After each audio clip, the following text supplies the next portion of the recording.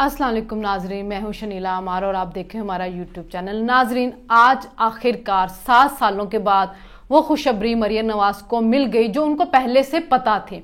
उनको पता था कि ये जो केस उनके ऊपर बनाया गया ये झूठा है, ये बोगस है, ये किसी ना किसी दिन अब ज़मीन बोस होगा और उनके इस बयानिए को कि हमारे खिलाफ ये केसेस जानबूझ के बनाए गए थे, मनगढ़ंत बनाए गए थे, सिर्फ इसलिए कि एक लाडले को आपने इख्तिदार पे लेके आना था, वो बयानिया उनका सच साबित हो गया है।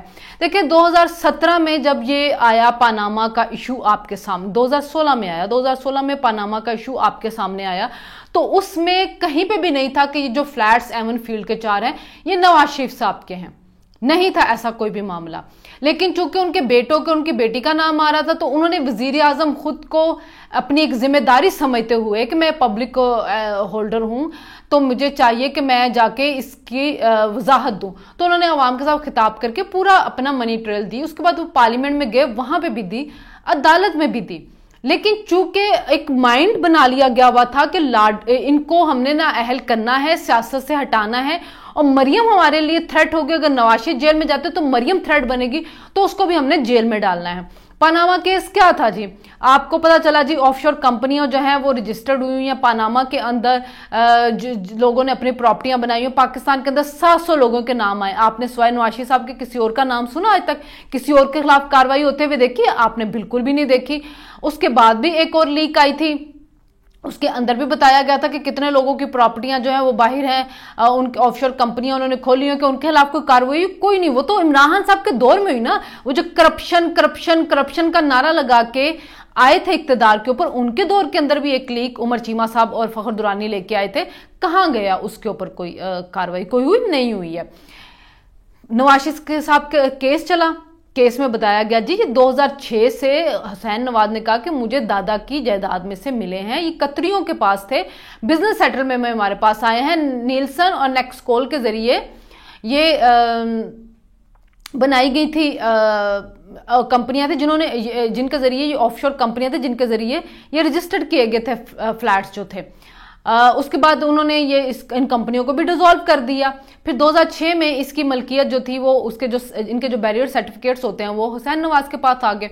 हुसैन नवाज ने मरियम नवाज को ट्रस्टी बनाया था इसलिए कि उनकी 2 बीवियां थी और उन्होंने उनके दरमियान ये था कि मेरे बाद मेरे बच्चों के दरमियान मेरी प्रॉपर्टी को डिस्ट्रीब्यूट कर सके मरियम नवाज, उनको उन्होंने बना दिया। वो ट्रस्ट डीड मरियम नवाज ने खुद अदालत में थी, इनके पास तो वो नहीं थी। इन्होंने ब्रिटिश वर्जन आइलैंड को खतूत लिखे और उनसे इनको यही मालूम हुआ कि हाँ जी वहां पे ये 2 कंपनियां थी, नीलसन और नेक्सकोल, इसके जरिए ये जो थी ये फ्लैट जो थे वो खरीदे गए थे। ठीक है, ये बात तो वो कह रहे थे, लेकिन क्या ये फ्लैट 93, 94, 96 में नवाज शरीफ ने खरीदे? ये तो कहीं से साबित नहीं हुआ था।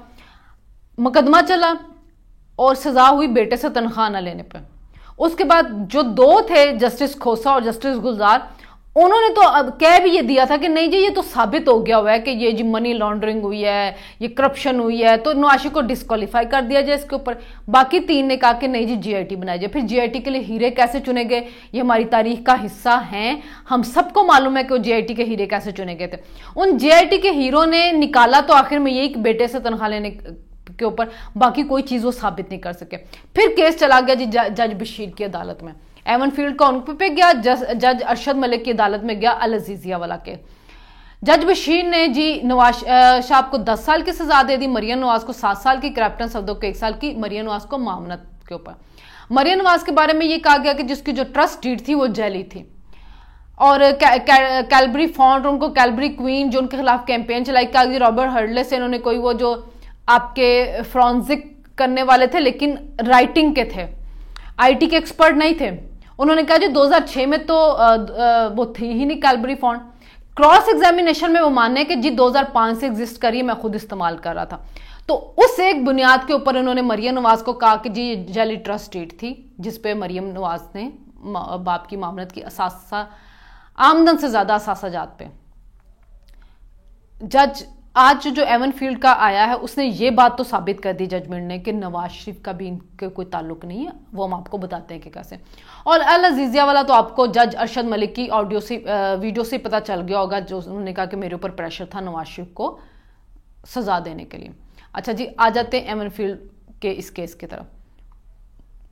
जब पहले इनको जमानत मिली थी 2018 में, पहले तो इनको था कि मरियम नवाज को, नवाज शरीफ को इलेक्शन से पहले जेल में डाला जाए, क्योंकि इलेक्शन मैनेज करने थे, उसके लिए ये केस मैनेज किया गया था, क्योंकि इमरान नहीं जीत सकता था अगर नवाज शरीफ और मरियम नवाज बाहर होते, क्योंकि उनको पता था हम धांधली करेंगे तो ये जो कैंपेन चलाएगी वो उसके आगे हम ज्यादा देर टिक नहीं सकेंगे। इस वजह से उन्होंने कहा कि जिस वक्त इलेक्शन हो और जिस इलेक्शन के बाद तक मरियम नवाज और नवाज शरीफ जो है वो जेल में हो। जब इनको हाईकोर्ट से जो बेल मिली थी उसमें भी जो अतर मिनुल्लाह ने जो रिमार्क्स दिए थे, उन्होंने कहा था कि बादियों नजर में ये सजाएं ठहर नहीं पाएंगी, जिस पे जज जो थे आसिफ खोसा, उसको गुस्सा भी बड़ा चढ़ा कि ये क्या जी, आपने नैब के वो बेल के केस के अंदर जजमेंट पास करनी शुरू कर दी है। ये केस चल रहा है 2018 से चल रहा है, रिव्यू में गए हुए हैं 2022 में आके, 7 साल के बाद 2022 में आके मरियम नवाज आज बरी हुई है इस केस से। ये वही प्रोसिक्यूटर हैं नैब के जिनको इमरान के दौर में लगाया गया था, नवंबर से ये लगे हुए थे और ये नवंबर से इल्तवा मांग रहे थे। ये जो केस आज सितंबर के एंड पे जाके हुआ है ना, ये इतने 5-6 महीने 8-9-10 महीने जो लटका है, ये नैब की वजह से। अदालत उनसे एक ही चीज पूछ रही थी, जो आप लिंक करें कि ये प्रॉपर्टी नवाज शरीफ की या मरियम नवाज से इसका क्या लिंक है। पहले तो वो लिंक ही नहीं कर पा रहे कि ये प्रॉपर्टी नवाज शरीफ नहीं दे, क्योंकि उन्होंने खुद माना कि किसी जगह पे भी नवाज शरीफ ने ये नहीं माना, किसी बैंक के ट्रांजैक्शन में भी ये शो नहीं हुआ, कोई दस्तावेजात भी नहीं बताती कि ये प्रॉपर्टियां नवाज शरीफ ने खरीदी हैं। अच्छा, नवाज शरीफ का ताल्लुक नहीं तो मरियम ने कैसे मामनत कर दी। पिछली पेशी में इन्होंने कहा नैब ने कि जी वो मरियम नवाज का जब खरीदी गई थी तब ताल्लुक नहीं था। अदालत का अच्छा ताल्लुक नहीं था तो फिर तो केस खत्म हो गया। आज आप कहते नहीं जी मरियम नवाज जो थी वो उसका ताल्लुक था, उन्होंने कहा फिर साबित करें, साबित तो कर नहीं पा रहे थे। उन्होंने कहा आपने साबित कर दिया ये आमदन है, लेकिन आपने असासा जात की वैल्यू साबित नहीं की है। तो उन्होंने कहा जी गूगल कर लें, असासा जात की वैल्यू आप जाके गूगल कर लें।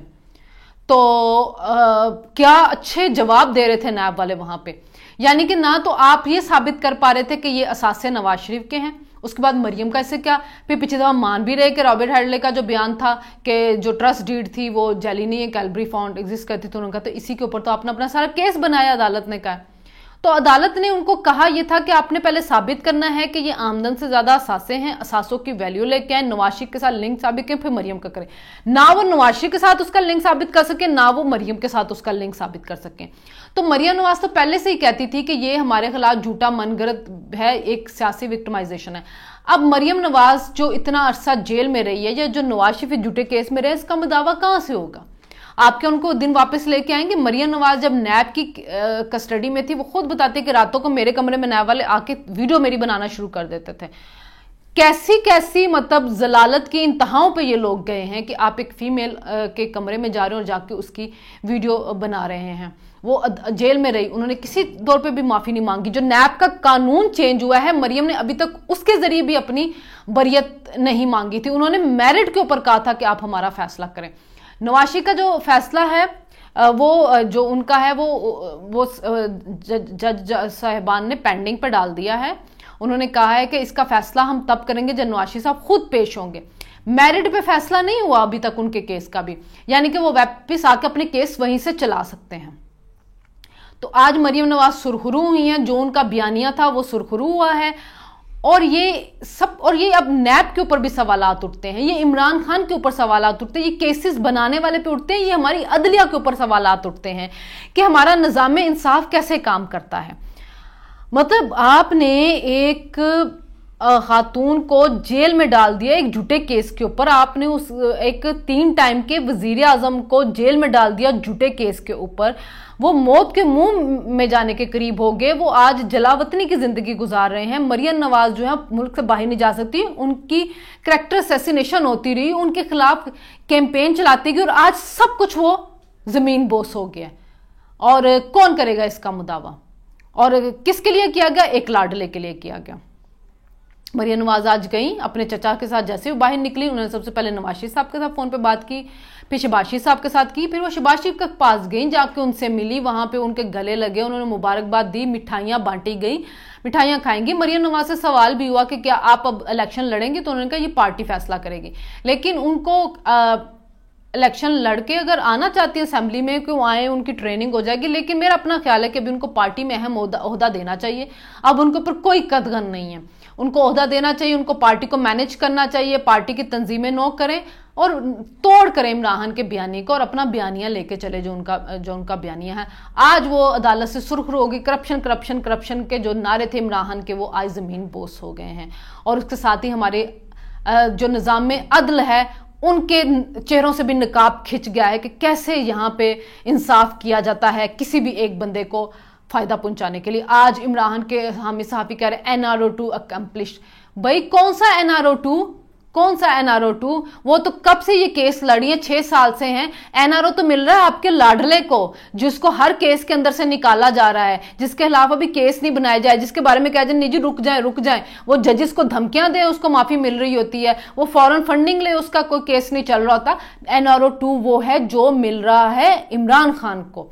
ये तो अपना केस लड़ते हुए जो है वो सुरखरू हो रहे हैं। और अगर वो NRO होता तो वो नैब के जो कवानीन तब्दील हुए ना, वो उनके जरिए अपनी बरियत मांगते, उन्होंने नहीं मांगी। एक ये भी थ्योरी सुन रहे हैं कि शायद उनको सूबाई असेंबली का मेंबर बना के और हो सकता है अगला वजीर आला भी बना दीजिए, लेकिन is too early to say anything, क्योंकि अभी अगर आपने मेंबर भी बना सूबाई असेंबली का तो वो इलेक्शन, उसके लिए कोई सीट खाली होगी, फिर आपको 90 दिन के अंदर इलेक्शन होंगे। और पंजाब के अंदर तब्दीली तो मेरे ख्याल में जल्द ही करनी पड़ेगी। जो इमरान खान नवंबर की तैनाती से पहले एक धावा बोलना चाह रहा है, तो उसके लिए पंजाब बहुत ज़रूरी है कि इमरान खान से ले लिया जाए। तो बहरहाल आज मरियम नवाज सुरखरू हो गई। आज पाकिस्तान की सियासत में एक अहम दिन था और ये सियासी तारीख जब लिखी जाएगी, हमारी आने वाली नस्लें पढ़ेंगी। जब आज हम पढ़ते हैं अपनी पिछली तारीख को किताबों के ज़रिए, तो हमें पता चलता है कि क्या क्या खिलवाड़ इस मुल्क के अंदर होता रहा है। तो आने वाली नस्लें भी जब ये पढ़ेंगी और इस केस को मेरिट के ऊपर जज करेंगी, तो उनको भी पता चलेगा कि इस मुल्क के अंदर क्या खिलवाड़ होता है और एक बंदे को वज़ीर आज़म बनाने के लिए इस मुल्क के अंदर कैसे चीज़ों को मैनेज किया गया था। अभी तक के लिए इतना ही। हमारे चैनल को सब्सक्राइब करें, लाइक करें, कॉमेंट करें। अल्लाह हाफ़िज़।